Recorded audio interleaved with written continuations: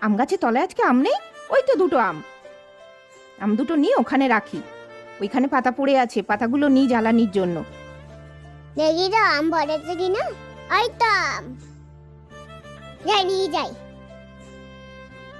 যাই, এবার আমটা নি। এই একটা আম, আরেকটা আম কোথায় গেল? ওই স্মিথ নিয়েছে মনে হচ্ছে। যাই তো। এই স্মিথ, এই শোন, এই তুই আমার আমটা নিয়েছিস কেন? আমটা দে। সব সময় অন্যদের জিনিস নিয়ে নেওয়া, অসভ্য ছেলে একটা। যাও। এবার ওই আম আর পাতাটা নি। এই, আরে এই তো আমটা।